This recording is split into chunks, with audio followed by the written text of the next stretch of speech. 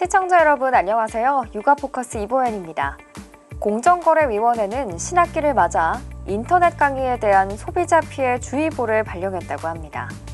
공정위는 인터넷 강의 유의사항으로 초중고 학습 관련 인터넷 교육 서비스 계약을 해지할 때 위약금을 부담하지 않아도 된다며 학습 기간만큼 이용료를 공제하고 나머지를 환급받을 수 있다고 밝혔습니다. 인터넷 교육 서비스 관련 소비자 피해가 발생하면 행복드림 포털이나 1372 소비자 상담센터에서 상담이나 피해 구제를 신청할 수 있다고 합니다. 초중고 학생들의 인터넷 강의는 위약금 없이 환불 가능하다는 점 꼭 기억하시고 행여 불이익을 당하지 않으시길 바랍니다. 3월 23일 저녁 육아포커스 시작하겠습니다. 신학기를 맞아 이번 달 중으로 전국 초등학교 1학년부터 고등학교 1학년까지 학생들을 상대로 기초학력 진단평가가 시행됩니다. 교육부에 따르면 각 시도교육청은 개별 계획에 따라 이번 달 안에 초중고교에서 고2, 고3을 제외한 모든 학생들을 대상으로 기초학력 진단평가를 실시합니다. 평가 결과 일정 기준에 도달하지 못한 학생은 학교에서 개별 맞춤형 보충학습 등으로 기초학력을 관리받게 됩니다. 지난해 코로나19로 등교 수업이 원활하게 이루어지지 못한 만큼 기초학력 부족 학생이 늘어날 수 있다는 우려도 나옵니다.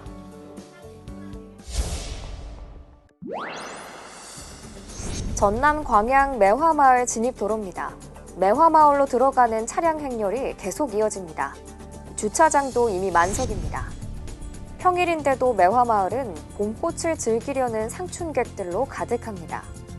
코로나19 때문에 매화축제를 취소하고 방문 자제를 요청했지만 오는 관광객을 막을 수는 없습니다. 지난 주말에는 8만 명에 가까운 상춘객이 다녀갔습니다. 저희가 이제 단속위원들이 있어요. 마스크 미착용이랄지 그런 것도 단속하고 그렇습니다. 사람들이 몰리면서 경치가 좋은 곳에선 거리 두기가 제대로 지켜지지 않습니다. 사진을 찍기 위해 마스크를 벗고 아예 노마스크로 산책을 즐기는 사람도 있습니다. 광양시가 말한 단속 요원들은 보이지 않습니다. 마스크는 의무적으로 다 껴야 되는데 안 끼고 그냥 다니는 사람들 보면 너무 경우가 없다는 생각이 들어요. 다 지키는데 혼사람은 자기 편하자고 벗으면 옆에 사람들한테 불편을 주는 거잖아요. 광양시는 관광객이 한꺼번에 몰리는 것을 막기 위해 주말 대형 주차장을 아예 폐쇄했습니다. 노란 산수유로 물든 구례 지리산 자락도 사정은 비슷합니다. 완연해진 봄 기운을 즐기려는 관광객들의 발길이 꾸준히 이어집니다.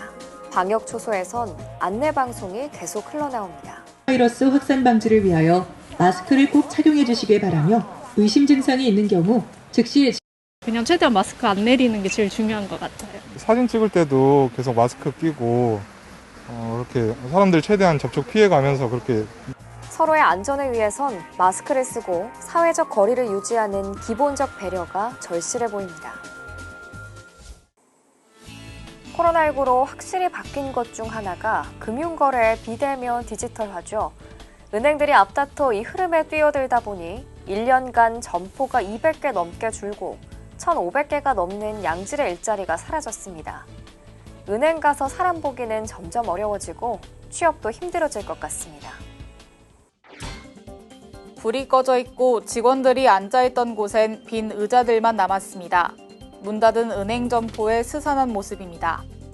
이곳처럼 문 닫은 은행 점포는 지난 5년간 700여 곳이나 됩니다. 이 중 지난해 사라진 곳만 200곳이 넘어 5년간 닫은 점포의 30%에 달합니다. 안 그래도 은행 업무가 PC와 스마트폰 속으로 속속 들어가는 와중에 코로나 사태까지 겹쳐 점포 줄이기가 가속화한 겁니다. 올해 들어 첫 2달간 문을 닫은 점포도 5대 은행에서만 26곳입니다. 은행들은 인터넷 전문 은행까지 등장한 처지에 생존 문제라고 항변하지만 은행의 공공성은 고려 사항이 아닙니다. 20, 30대는 모바일폰에 아주 익숙해져 있지만은 지금 한 70대 이후 어른들한테는 모바일폰을 사용하는 금융거래가 아직도 불편하다. 그분을 어떻게 이제 포용하느냐 하는 거죠. 점포 감축으로 일자리도 눈에 띄게 줄었습니다.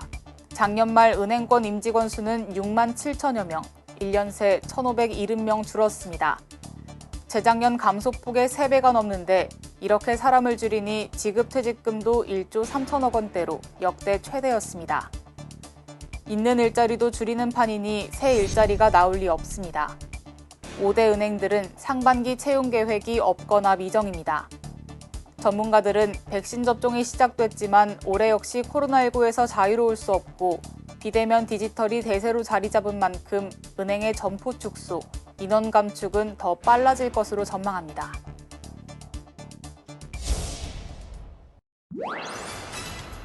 호텔 방문을 열자 은은한 조명이 포근하게 느껴집니다.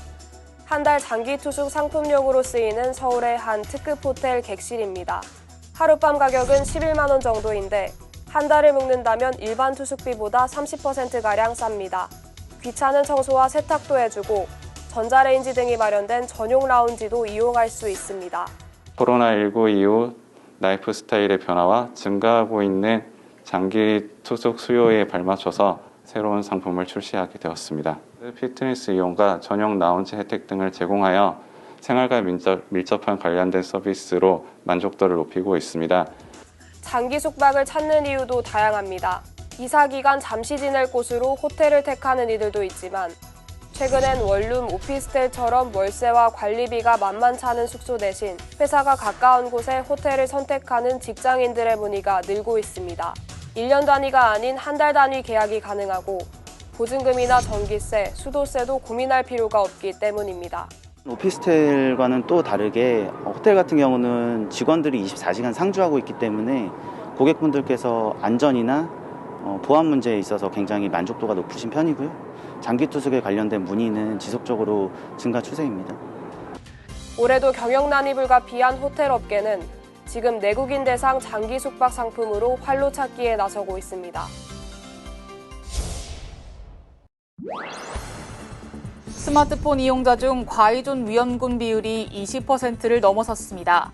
과학기술정보통신부가 작년 전국 1만 가구를 대상으로 스마트폰 사용 조절력 등을 조사한 결과 고위험군과 잠재적 위험군을 합친 과의존 위험군 비율은 23.3%로 1년 전보다 3.3%포인트 높아졌습니다. 잠재적 고위험군은 스마트폰 사용 조절력 약화로 일상생활에 문제 발생이 시작되는 단계, 고위험군은 스마트폰 사용 통제력 상실로 일상생활에 심각한 문제가 발생하는 단계를 말합니다. 연령대별로는 유아동이 27.3%, 청소년이 35.8%, 성인은 22.2%, 60대 이상 고령층은 16.8%로 조사됐습니다. 도서관은 조용해야 한다. 발걸음도 조심조심 걸어야 한다. 일반적으로 도서관 하면 떠오르는 생각들인데요. 이런 도서관을 변화의 바람이 불고 있습니다. 증강현실 서비스를 통해 듣고 보고 즐기는 독서 공간으로 변신한 국립어린이 청소년 도서관의 모습을 소개해드리겠습니다. 함께 보시죠.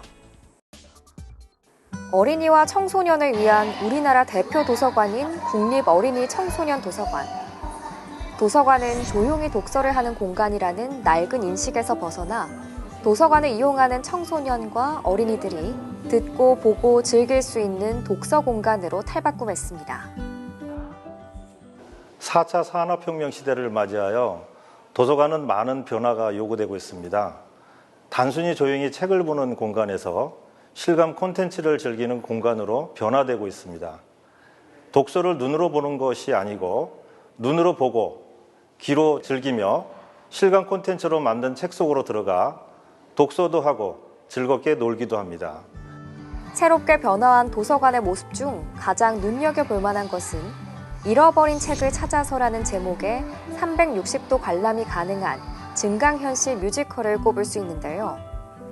인어공주 이야기를 바탕으로 도서관 캐릭터인 다독이와 독도의 대표 생물인 강치가 등장하는데요. 눈앞에서 살아 숨쉬는 생생한 이야기가 펼쳐지자 아이들도 금세 뮤지컬에 빠져듭니다. 체험했는데 어떤 게 제일 재밌었어요? 뮤지컬 본 거. 마녀랑 왕자님이랑 인어공주. 재밌었어요. 진짜로 앞에 있는 것 같았어요. 독도와 바다 친구들은 증강현실을 통해 바다에 사는 동물과 식물들을 만나보고 퀴즈를 풀어볼 수 있는 서비스인데요. 재미와 교육, 2마리 토끼를 다 잡은 콘텐츠입니다. 위기에 빠진 주인공을 구해라는 증강현실 미션 체험 프로그램인데요. 태블릿 컴퓨터를 이용해 도서관 곳곳을 탐험하며 미션을 수행해 동화 속 주인공과 함께 이야기를 진행하는 초실감 콘텐츠입니다. 증강현실 프로그램을 통해서 조금 더 활동적이고 적극적으로 참여할 수 있어서 이런 증강현실 프로그램이 애들 독후 활동하는 데 많은 도움이 된 것 같습니다. 독서가 어렵고 지겹다는 어린이들에게 새로운 기술이 도입된 콘텐츠를 통해 독서가 쉽고 즐겁게 이해할 수 있다고 생각됩니다. 새로운 시대에 새로운 독서 콘텐츠를 통해 창의력을 갖춘 인재를 양성하는 데 최선의 노력을 다하겠습니다. 국립어린이청소년도서관의 증강현실 서비스는 현재 코로나19로 인해 사전 예약자에 한해 서비스를 이용할 수 있습니다. 서비스 예약 및 이용 정보는 국립어린이청소년도서관 홈페이지를 통해서 확인하실 수 있습니다.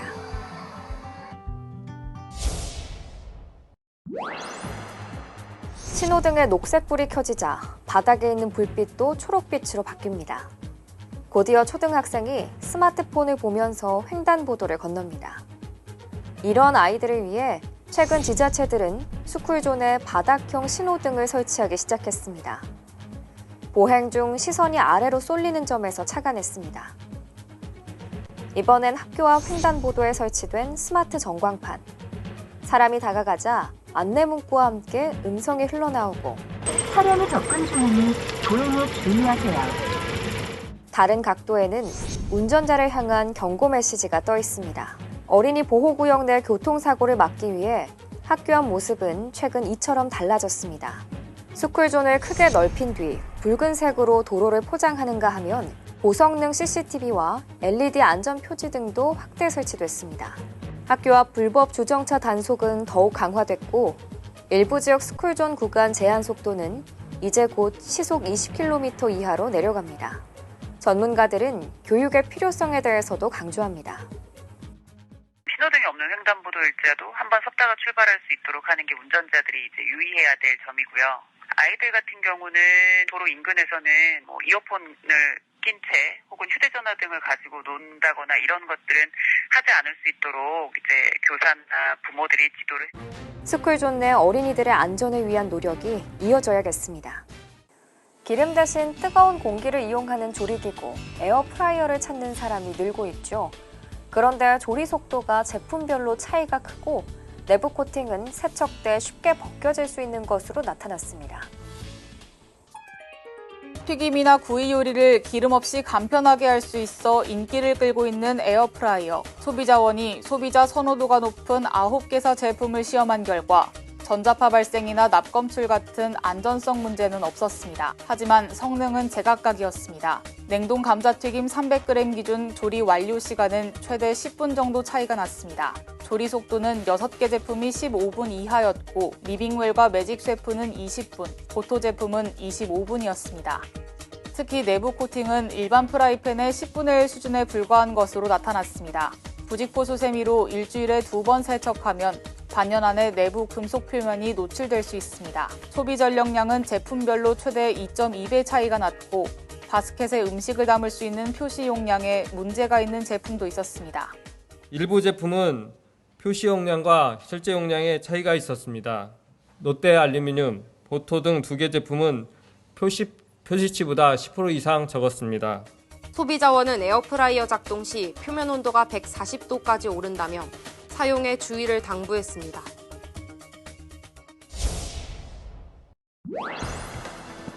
(61살) 이한희 씨는 내내 어깨 통증을 달고 살았습니다. 무거운 물건을 들다 삐끗한 뒤로 별것 아니겠지 하던 게 10년째인데 최근 잠을 못 잘 정도로 아파 병원을 찾았다가 깜짝 놀랐습니다.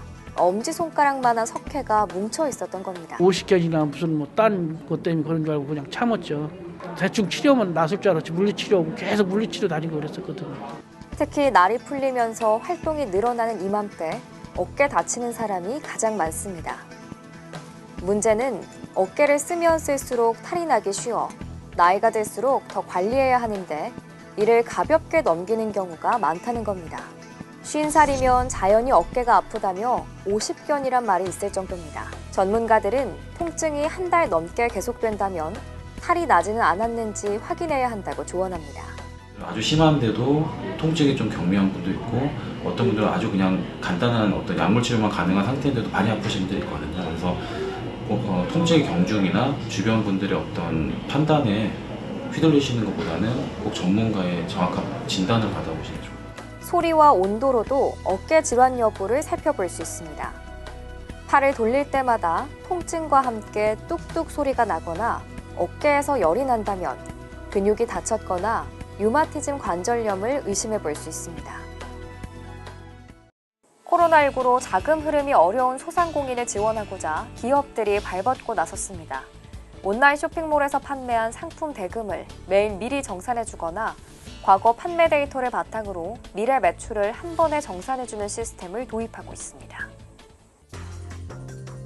온라인 쇼핑몰에서 의류 등을 판매하는 최정민 씨는 일부 오픈마켓들의 판매 대금 늑장 정산으로 경영상 부담이 크다고 토로합니다. 판매 대금은 대개 구매자의 구매 확정이 이뤄진 뒤 지급돼 길게는 2주 정도 걸리는데 석 달 가까이 돼서야 지급한 곳도 있다는 겁니다. 사실은 정산이 늦어지면 다음 물건을 구매하기 위한 대금이 걱정이거든요. 그래서 은행에 대출을 받거나 아니면 주변 사람들한테 심지어 손을 빌리기도 하는데 정산이 제일 늦는 건 쿠팡입니다. 쿠팡이 보통 60일, 진짜 늦게는 90일까지도 정산이 늦어가지고 이에 금융사와 국내 이동통신사, 온라인 쇼핑몰 3사는 각사의 데이터를 결합해 상품 대금을 미리 지원받을 수 있는 서비스를 만들어냈습니다. 과거 판매 데이터를 기반으로 6개월치 미래 대출을 미리 정산해주거나 판매자가 물건을 발송하자마자 당일에 상품 판매 금액의 80%까지 받을 수 있도록 한 건데 코로나19로 자금 유통이 어려웠던 소상공인들에게 도움이 됐습니다. 모든 금융사들이 실제 자영업자나 소상공인들에 대한 대출을 굉장히 줄이고 중단했던 시기였습니다.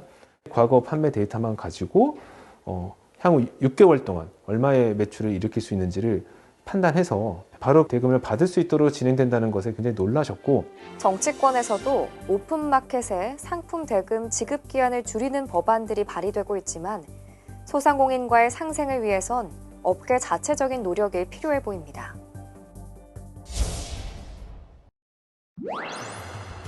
컨베이어에 올려진 청경채를 비닐로 감싸더니 자동으로 포장합니다. 포장에 사용된 비닐에는 미세한 구멍이 있어 청경채의 신선도를 배 이상 늘려줍니다. 상추 포장 용기는 잎채소의 호흡 과정에서 나오는 이산화탄소와 에틸렌을 빨아들여 저장 기간을 최대 25일까지 늘릴 수 있습니다. 기능성 포장재를 이용해서 고객들에게 좀 더 신선한 상품을 공급하기 위해서 노력하고 있고 딸기는 쉽게 물러지고 곰팡이가 발생하는 특성 때문에 보관이나 수출에 어려움이 많습니다. 하지만 이산화탄소와 이산화염소를 동시에 처리하는 복합 처리기 덕분에 과육의 물러짐과 부패를 줄이고 신선도를 3, 4일가량 추가 연장할 수 있습니다. 딸기가 저장성이 약하다 보니까 무름 현상에 대한 클레임이 많았었는데 저희가 이산화탄소, 이산화염소를 처리한 이후에는 클레임 현상이 현저하게 줄은 것을 볼 수 있었습니다. 이처럼 농산물의 신선도를 오래 유지하면 상품성 저하를 막는 것은 물론 가격도 높게 받을 수 있습니다. 농산물은 신선함이 품질과 가격을 좌우하는 만큼 품목별 호흡 특성을 고려한 포장 기술, 그리고 물러짐과 곰팡이 발생을 억제시킬 수 있는 환경 제어 프로그램을 개발함으로써 정부는 농산물 유통과 수출에 도움이 되는 신선도 유지 기술을 적극 보급할 계획입니다. 이번 순서는 어린이집 안전공제회가 주최한 2020년 어린이집 안전교육 우수사례 영상 콘테스트에서 수상한 수상작을 하나씩 소개해드리는 순서입니다. 오늘은 영상 콘테스트에서 우수상을 수상한 신곡 어린이집 편입니다. 주제는 슬기로운 스마트폰 생활인데요. 어떤 내용인지 함께 보시죠.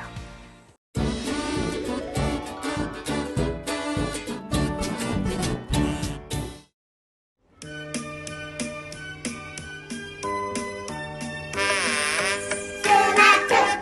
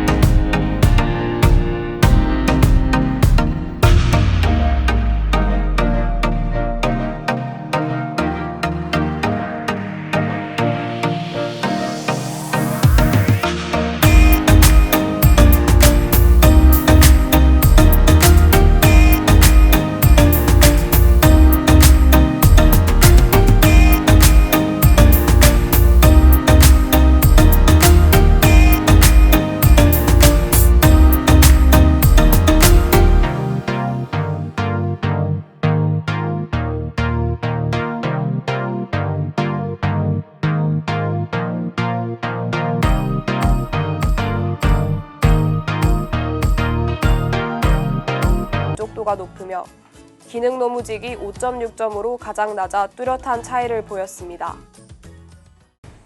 지난해 지방자치단체 과장급 이상 여성 공직자의 비율이 처음으로 20%를 넘은 것으로 나타났습니다. 지방에 근무하는 5급 이상 공무원 중 여성의 비율은 2018년 15% 수준에서 점차 늘어 지난해 20.8%로 집계됐고 중앙부처 본부 과장급도 여성이 22.8%를 차지했습니다. 우리나라의 여성 공직자 비율은 선진국에 비해 낮은 수준이지만 해마다 꾸준히 증가하고 있는 건 반가운 소식이 아닐 수 없습니다. 육아포커스 준비한 소식 여기까지입니다. 시청해주셔서 고맙습니다.